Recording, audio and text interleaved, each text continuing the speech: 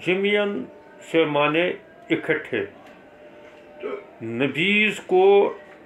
ملا کر نہ بنایا جائے۔ حضور علیہ الصلوۃ والسلام نے یہ فرمایا ہے۔ شراب بنانے کے کئی طریقے ہیں، یا تو اس کو جو ہے جوش دیا جاتا ہے، انگور کے اندر زیادہ تر ایسا ہی ہوتا ہے کہ اس کو جوش دیا جاتا ہے، اور جوش دیتے دیتے اس کو پکا پکا کر اس کا جو ہے وہ سلس رہ جاتا ہے، تو بس وہ اعلیٰ کوالٹی کا شراب خود بخود پہ رکھا جاتا ہے اس کو، تو سمجھو وہ بن گیا شراب۔ لیکن دوسری شرابوں کے اندر یہ ہے کہ کھجور وجوروں کی شراب وغیرہ اگر بنانی ہو تو اس کو ایسا کر لیتے ہیں کہ ان کو جو ہے کیا کہتے ہیں کہ کسی برتن کے اندر جو ہے اس میں کھجوروں کو ڈالا جاتا ہے، اوپر پانی ڈال دیا، اس کے ڈھکن کو بند کر لیا، باہر سے اس مٹکے کو لپائی کر دی گئی ہے۔ عرب کے یہاں بھی یہ دستور تھا، ان کے یہاں وہ ایک مٹکا جو ہے جس کو وہ مزفت کہتے تھے، تو یہ مزفت کیا ہوتا ہے، یہ عرب کے علاقے میں کہیں کہیں جو پتھریلے علاقہ ہوتا ہے تو وہاں ایک زمین سے ایک تیل سا نکلتا ہے، ایک گوند سا نکلتا ہے۔ وہ کیا ہوتا ہے، بنیادی طور تو وہاں کی زمین کے نیچے جو ہے وہی پٹرول ہے اور گیس ہے، تو یہ کبھی کبھی جو ہے یہ گیس اوپر آ جاتی ہے تو بہت زور سے تو یہ اپنے ساتھ جو ہے ایک مادہ لاتا ہے، وہ کالا ہوتا ہے، تو وہ پھر آہستہ آہستہ تھوڑا تھوڑا سا بہا ہوا ہوتا ہے یا جو ہے گوند کی شکل میں پھیلا ہوا ہوتا ہے کہیں پر۔ عرب والے اس کو لاتے تھے تو پھر مٹکوں پر ان کی لپائی کرتے تھے باہر سے۔ اس کا کیوں کرتے تھے ایسے، وہ اس وجہ سے کرتے تھے تاکہ جو ہے اس کے مسامات بند ہو جائیں، اور اس میں اس مٹکے کو زیادہ تر شراب بنانے کے لیے استعمال کرتے تھے تاکہ مسامات سے اس کی گیس نہ نکلے۔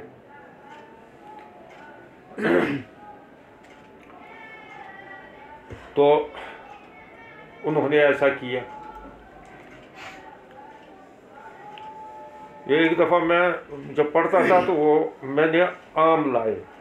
وہاں سے، آم تو یہاں کہیں بھی نہیں ہوتے تھے، کشمیر میں آتے ہی نہیں تھے اس زمانے میں آم، اور اب تو خوب آم آتے ہیں، تو میں نے گھر میں دکھانے کے لیے دوسرے رشتہ داروں کو دکھانے کے لیے میں نے آم کی ایک پیٹی لائی۔ اب ادھر ادھر تقسیم کر لے تو میں نے وہ بس ایسے ہی، اس وقت زیادہ تجربہ نہیں تھا تو سنا تھا کہ اس کا اچار بھی بن جاتا ہے، تو میں نے اس کو کچھ مسالہ ڈال کر ایسے، لیکن میں نے کیا کیا کہ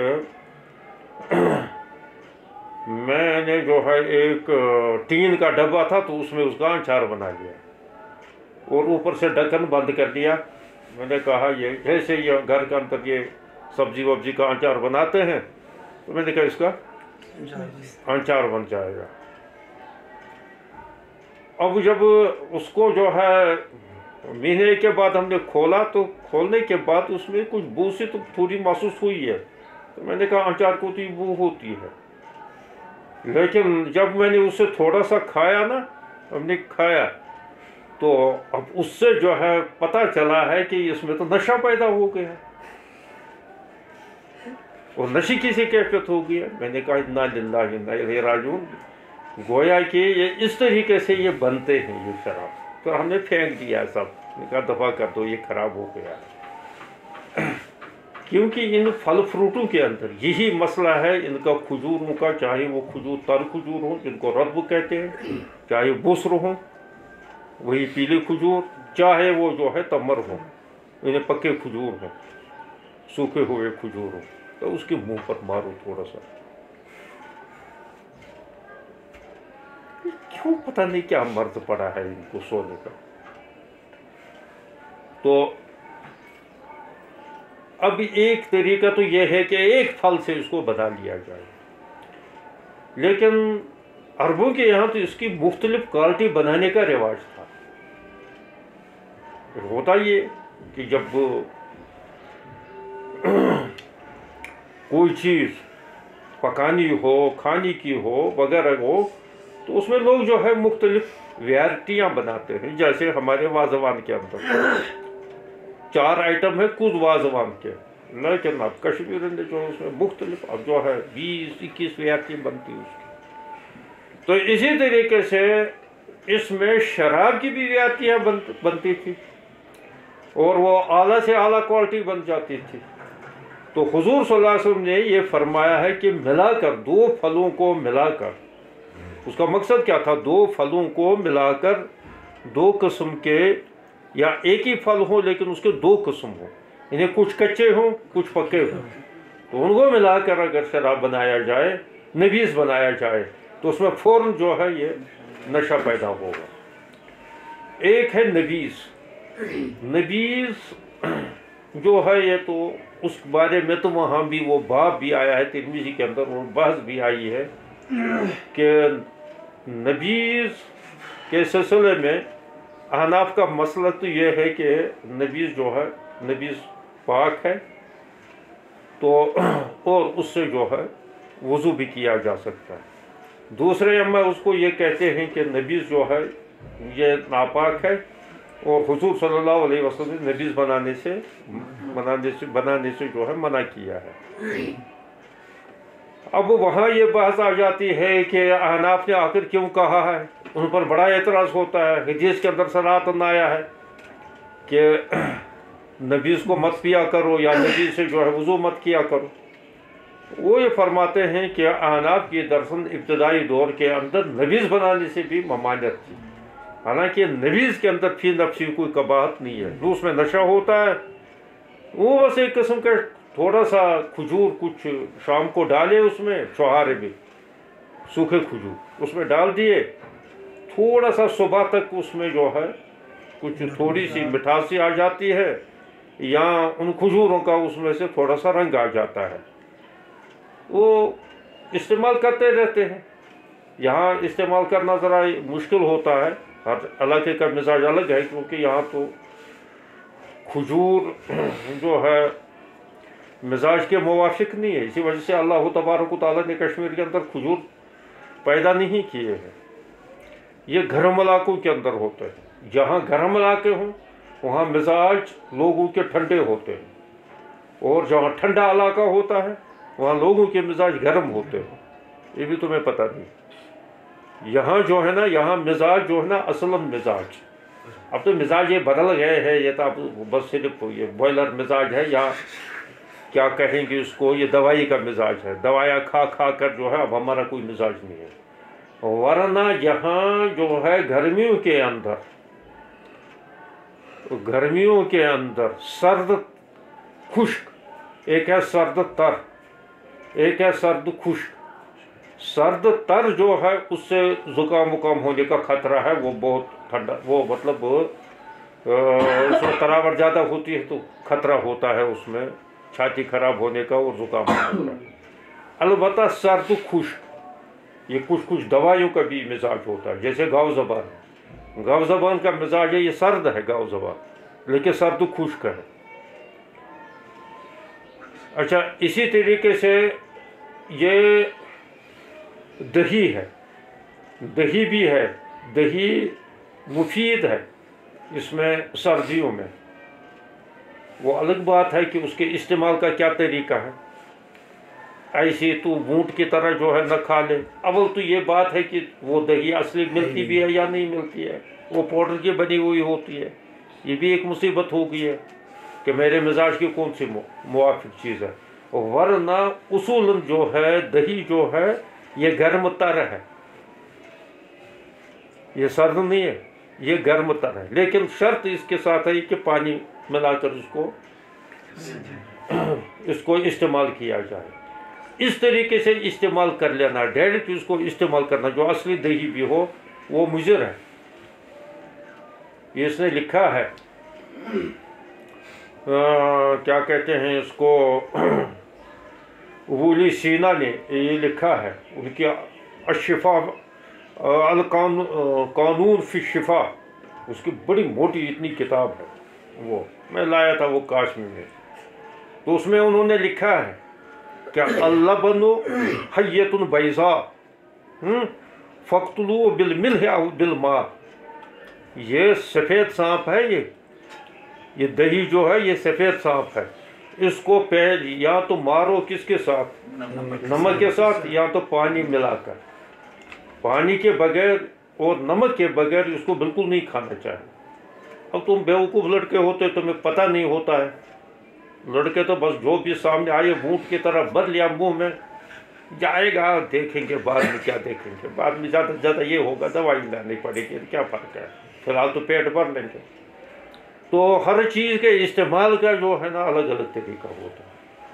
تو اس طریقے سے شراب کی بھی جو ہے نا مفید مضر بنانے کے لیے، نشہ کو کم زیادہ کرنے کے لیے، اور بہت ساری اس کی ویرائٹیاں بنائی جاتی ہے۔ تو حضور علیہ الصلوۃ والسلام اچھا اس میں کوئی دو تین چیزوں کو ملا کر، مثلا تھوڑے سے انگور اس میں ڈال دیے، پھر کچھ اس میں وہ ڈال دیے کیا کہتے ہیں کھجور، اور کھجور کی دو تین قسمیں، کھجور کی تین قسمیں بڑی مشہور ہیں، ایک وہی رطب، ایک بسر، تو ایک ہے تمر، اور ان کی الگ الگ خاصیت ہے۔ رطب تو بالکل پکا ہوا جو کالا ہوا ہو لیکن ہو رس بھرا، ابھی درخت پر ہی ہو تب تک وہ رس بھرا، سکھانے کے بعد تمر بن جاتا ہے۔ یہ بسر وہ کہلاتا ہے کہ ابھی یہ پیلا پڑا تھا اس پر، اور اس سے پیلا ہوتی ہی وقت، یعنی ابھی اس میں وہ پکا ہوا پورا نہیں تھا، تو اسے پہلے ہی اتارا، اس سے پہلے بھی اس کے کچھ نام ہے کھاتے ہیں۔ یہ کھجور ایک ایسی چیز ہے، یہ اللہ کی قدرت ہے کہ اس کو جو چھوٹا ہو نا اتنا نکلا ہوا ہو، پھول ہی ہو بس کتنا نکلا ہوا، اس وقت بھی بچے اس کو کھاتے، اس وقت بھی یہ لذیذ ہوتا ہے۔ پھر تھوڑا بڑا ہو جائے، بسر ہونے کے قابل ہو جائے، تو اس وقت تو ہے ہی بارہ۔ اور پھر رطب سب سے عمدہ جو ہے رطب ہے، جو رس بھرا کھجور، وہ تو یہاں تم نے کہیں دیکھا نہیں ہوگا، یہاں کہاں آئے گا وہ، لیکن وہاں مدینے کے اندر ملتے ہیں، وہ تازہ تازہ وہاں سے باغوں سے اتار کر جو ہے پھر ریڈیو پر بیچتے ہیں رطب، اور رس بھرا ہوتا ہے، ایسا ہوتا ہے کہ مطلب جیسے یہ انگور کا دانہ ہوتا ہے نا، کالا بڑا دانہ، ویسے ہی یہ بھی ہوتے ہیں۔ تو حضور صلی اللہ علیہ وسلم نے ان کو ملا کر، تو چونکہ یہ پھل پھور ایک دوسرے کے ساتھ ملانے کے بعد پھل پھور جو ہے یہ کیا بن جاتے ہیں، شراب بن جاتے ہیں۔ اور اس کا نبیذ بنانے کا جو ہے حضور صلی اللہ علیہ وسلم نے اس کا نبیذ بنانے سے بھی منع فرمایا ہے۔ ایک نبیذ تو وہ ہے کہ جو نبیذ آدمی بنا لے اس سے کسی ایک چیز سے، زیادہ تر یا تو کشمش کا بناتے ہیں، یا جو ہے کھجور کا بناتے، چوہارے کا بنا لیتے ہیں، وہ بس یہ چند گھنٹے اس میں پانی میں رہا، اس کے بعد پی لیا، اس میں نہ کچھ نشہ وشہ کچھ نہیں ہوتا ہے، وہ طاقت کی چیز بن جاتی ہے۔ لیکن یہ ہے کہ حضور صلی اللہ علیہ وسلم نے نبیذ بنانے سے بھی، کیونکہ اگر نبیذ بنانے کی کھلی اجازت دی جائے تو اس کو کرو نا تجربہ کسی وقت، کہ اس کو دو تین دن رکھو پانی کے اندر، پھر دیکھو اس میں سڑن سی ہو جاتی ہے اور نشے کی کیفیت پیدا اس میں ہو جاتی ہے۔ اور اگر اس کو کسی مٹکے کے اندر بند کر کے تو وہ جھاگ دے دے گا، تو پھر جو ہے اس میں تو بالکل نشہ ہی ہوگا، یعنی سمجھو وہ بالکل شراب ہوگا۔ یہ شراب اس کے بنانے کے لیے آج کل تو فیکٹریوں میں بنتے ہیں، لیکن اس زمانے کے اندر بس ایسے ہی مخصوص اس کے دبا تھا، ہنتم تھا، اور نقیر تھا، اور مظفر تھا، یہ دو چار قسم کے برتن تھے۔ تو اس وقت تو حضور صلی اللہ علیہ وسلم نے ان کے توڑنے کا بھی تو حکم دے دیا تھا، یہ بربنائی احتیاط۔ لیکن اصل چیز کیا، معیار کیا ہے کہ اس میں سکر پیدا ہونا، سکر پیدا ہو گیا تو پھر قلیل ہو وہ کسی روح حرام، تو اس میں کوئی فرق نہیں رہے گا پھر۔ تو لیکن یہ حضور صلی اللہ علیہ وسلم نے کہا دو تین چیزوں کو ملا کر جو ہے نبیذ مت بنایا کرو۔ ان ينبذ جميعا، یعنی کچھ چیزیں ملا کر، نہا ان ينبذ البصر والرطب، بصر کو اور رطب کو جميعا یعنی من سے ملا کر اکٹھے۔ वत्तमर व ज़बीब जमीयत, तमर और ज़बीब को, तमर तो पता ही है, सूखे हुए खजूरों को कहते हैं, जिसको छुहारा भी कहा जाता है। लेकिन ये छुहारा जो है ना, ये हिंदुस्तानी लुगत है। असल में ये छुहारे उनको कहते हैं ना जो यहाँ के वो सूखे बहुत वो सख्त पत्थर जैसे वो खजूर आते हैं यहाँ राजस्थान के, वो बेकार होते हैं वो उसको कौन खजूर कहता है, लेकिन है वो खजूर ही कम बकत, उसका भी ये शराब बन जाता है। उसको यहाँ हिंदुस्तान में ताड़ी कहते हैं, उसके शराब को ताड़ी कहते हैं। वो भी उसकी भी शराब बनता है तो खजूर ही वो, लेकिन वो खाने के काबिल थोड़ी है। वो तो कोई ऊँट ही होगा कि जो चबा सकता है उसको। इंसान के बस की बात नहीं है, तुम्हारी बात भी नहीं है, तो तुम तो हर चीज़ को चबा लेते हो। तो लेकिन है वो सख्त। तमर जो होता है ना, ये सूखे हुए खजूर जो वहाँ से आते हैं, अरब से, ये है तमर, हकीकतन तमर। तो बहरहाल इसको छुहारा कहना, तो उसको छुहारा का तर्जमा सही नहीं है, लेकिन उस मुनासबत से उसको छुहारा भी कहा जाता है। तो यहाँ मुराद है ये छुहारा। तमर और ज़बीब, ज़बीब कहते हैं किशमिश को, इनको मिलाकर, तो ये मना फरमाया है। ये ममानियत बरबिनाई एहतियात है, क्योंकि अगर ये कुछ देर कुछ मुद्दत ज़्यादा रही है तो ये शराब में तब्दील हो जाएगा। और जो चीज़ें हुर्मत का ज़रिया भी हों, एक ये है कि उसमें किसी वजह से हुर्मत आ जाए, लेकिन अगर हुर्मत का ज़रिया भी हो तो शरई कानून ये है कि उसको भी जो है उससे एहतियात बरतने की जो है हुक्म दिया जाता है। यह ऐसा ही है कि हुज़ूर सल्लल्लाहु अलैहि वसल्लम ने फरमाया हलाल तो हराम वाज़िह है, वो बैनहुमा मुश्तबिहात, इनके दरमियान जो है कुछ मुश्तबिहात है, यानी बात उसको कहेंगे हलाल, वही इसमें भी इख्तलाफ होगा, कहेंगे ये तो नबीज़ है, तो लिहाजा नबीज़ से तो नबीज़ में तो कोई कबात नहीं है, तो इसमें तो मुस्किल थोड़ी है। कोई कहेगा कि नहीं जी ये तो हराम ही होना चाहिए, क्योंकि अगर थोड़ा सा ज़्यादा मुद्दत रहा तो इसमें शुक्र आ जाएगा। तो इस वजह से यहाँ एहतियात ये है कि ऐसी नबीज़ भी न बनाई जाए, एहतियात का तकाजा ये है। लेकिन फ़ी नफ्सी ही इस पर यह बहस है कि आया कि अगर नबीज़ उसमें, जैसे हुज़ूर सल्लल्लाहु अलैहि वसल्लम ने वहाँ से हज़रत अब्दुल्ला इब्न मसूद से ही पूछा था कि माफ़ी अनाइक, माफ़ी अदवातिका, आपके छागल में क्या है, तो उन्होंने फरमाया था या रसूलुल्लाह नबीज़ है। तो हुज़ूर सल्लल्लाहु अलैहि वसल्लम ने फरमाया था तमरुन तय्यबुन व माउन ताहिर, वो पाकीज़, खजूर भी पाकीज़ है और पानी भी है। वो असल हज़रत अब्दुल्ला इब्न मसूद रज़ियल्लाहु ताला अन्हु जब उनके साथ चले गए थे वो लैलतुल जिन्न में,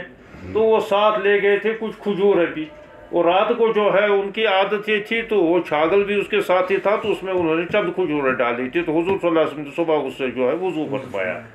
अहनाफ इसी वजह से ये कहते हैं कि जो ताहिर होगा वो मुतहिर भी होता है, जो चीज़ ताहिर होगा वो मुतहिर भी होता है। तो लिहाजा यहाँ तो इसमें तो कोई ज़्यादा तब्दीली नहीं हुई थी, तो इस वजह से वो नबीज़ ही था, नबीज़ का इतलाक़ उस पर किया गया, लेकिन जो है उससे जो है वज़ू कर लिया गया। लेकिन अगर ऐसा नबीज़ है कि जिसमें से कुछ न कुछ जो है शुक्र की कैफियत पैदा हुई हो, तो उससे जो है वो फिर वो माई मुतलक के हुक्म में नहीं रहता है, वो माई मुक़य्यद बन जाएगा, और माई मुक़य्यद के अंदर जो है हुक्म बदल जाएगा।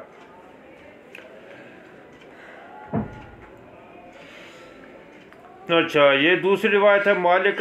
अनिसिक्का इंदहू, अनिसिक्कति इंदहू, उनके नज़दीक एक सिक्का रावी से, यह अब मजहूल रावी आ गया, लेकिन यह रावी बयान कर लेते हैं कि ये मजहूल रावी जो है ये सिक्का है, तो इससे जो है ये रिवायत सही हो गई है। कमज़ोर कहाँ से हो गई है? मजहूल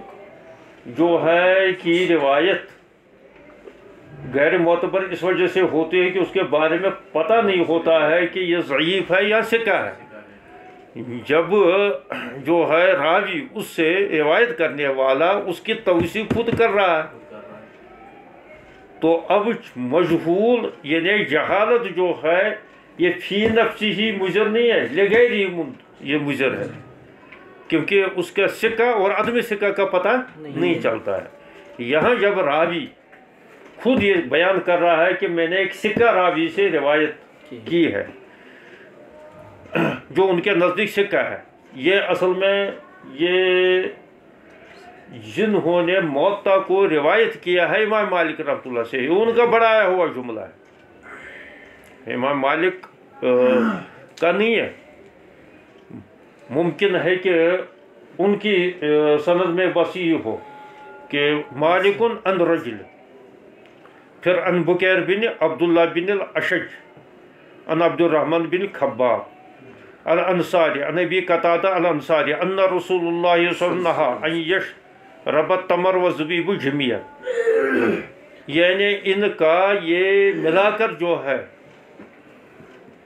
پی لیا جائے، ان کا وہ نبیذ، ان کا نبیذ جو ہے یعنی ان دونوں چیزوں کی ملی ہوئی زبیب کو پی لیا جائے، ان دونوں کی ملی ہوئی نبیذ کو پیا جائے۔ اس سے حضور صلی اللہ علیہ وسلم نے منع فرمایا، اور ممانعت کی وجہ یہ ہے کہ یہ پیٹ میں پہنچ کر اس میں نشہ پیدا ہو سکتا، کیونکہ وہاں بھی تو پیٹ بھی تو پکاتا ہے نا ان کو، یہ جب دونوں چیزیں پک جائیں گی وہاں تو اس میں جو ہے وہ سکر کی سی کیفیت پیدا ہو جائے گی۔ وَالزَّهُ وَالرَّطْبُ، اور اسی طریقے سے زہو کہتے ہیں کہ جو بالکل جو ہے نا یہ کچے کھجور، اس کا ترجمہ ہوگا یعنی بالکل کچے کھجور، یعنی وہ بس ابھی جو ہے پیلے پڑے ہوں تو لیکن کچے ہلائے ہیں۔ بسر وہ کہلاتے ہیں کہ جو کچے اتار کر سکھائے گئے ہیں۔ تو اس کو بھی اور رطب کو بھی، تو اور رطب پکے کھجور جو ہیں تر کھجور، تو ان کو بھی جو ہے ملا کر جو ہے ان کا نبیذ بنا کر پی لیا جائے، یہ نہیں ہے کھایا جائے، کھانے میں کوئی حرج نہیں ہے، نبیذ بنا کر ان کو جو ہے پیا جائے۔ اچھا، قال مالک وہ الامر الذی لم یزل علیہ اہل العلم، یہ وہ مسئلہ ہے کہ جس پر اہل علم برابر کاربند رہے، ببلدنا